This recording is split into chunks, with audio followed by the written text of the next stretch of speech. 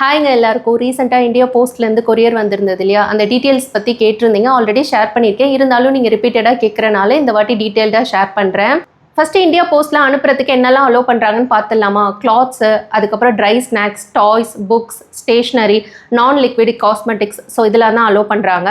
என்னெல்லாம் அலோவ் பண்ண மாட்டாங்க அப்படின்னா ஹோம்மேடு ஃபுட் ஐட்டம்ஸ், அதுக்கப்புறம் லிக்விடாக இருக்க பொருட்கள் லைக் ஆயில், ஷாம்பூ, பிக்கல் இந்த மாதிரி ஐட்டம், அது கூட வந்து எலக்ட்ரானிக் ஐட்டம்ஸ், இது கோல்டு, கேஷ் இந்த மாதிரி இருக்க பொருள் எதுவுமே அலோவ் பண்ண மாட்டாங்க. லாஸ்ட்டாக வந்த கொரியருக்கு எனக்கு எவ்வளோ சார்ஜஸ் ஆகுதுன்னு சொல்லிட்டு பார்த்துடலாம். டோட்டல் வெயிட் வந்துட்டு 10 kg, அதுக்கு 3800 சம்திங் வந்து சார்ஜ் பண்ணாங்க. கேஜஸ் இன்க்ரீஸ் ஆக அமௌண்ட் வந்துட்டு உங்களுக்கு டிக்ரீஸ் ஆகும். ஸோ நீங்கள் அதுக்கேற்ற மாதிரி பிளான் பண்ணி சென்ட் பண்ணிக்கோங்க. அமௌண்ட் பே பண்ணி முடிச்சதுக்கப்புறமா உங்களுக்கு ஒரு ட்ராக்கிங் ஐடி வந்து சென்ட் பண்ணிடுவாங்க.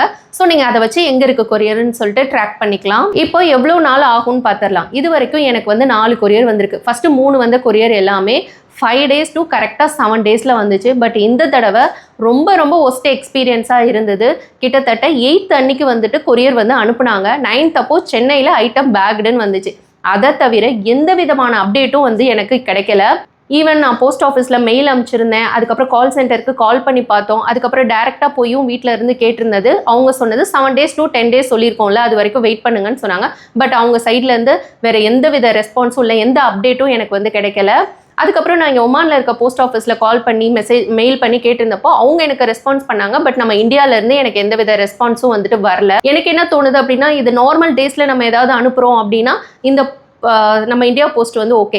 இதே நம்மளுக்கு ஏதாவது எமர்ஜென்சியாக வேணும், இல்லை ஏதாவது ஃபெஸ்டிவல் டேஸில் வேணும் அப்படின்னா கண்டிப்பாக நான் வந்து இந்தியா போஸ்ட்டை வந்து சஜஸ்ட் பண்ணவே மாட்டேன்.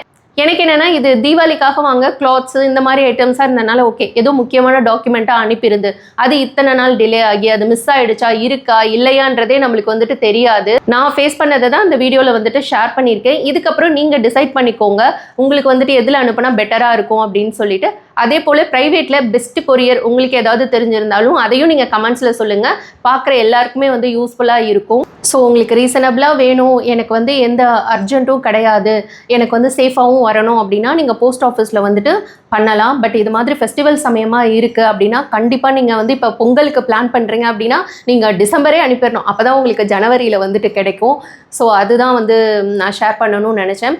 ஹோப் இந்த வீடியோ உங்களுக்கு வந்து யூஸ்ஃபுல்லாக இருந்திருக்கும் அப்படின்னு சொல்லிட்டு நம்புறேன். மேலும் உங்களுக்கு ஏதாவது டவுட்ஸ் இருந்துச்சு அப்படின்னா நீங்கள் கமெண்ட் பண்ணுங்கள், நான் ரிப்ளை பண்ணுறேன். தேங்க்ஸ் ஃபார் வாட்சிங்.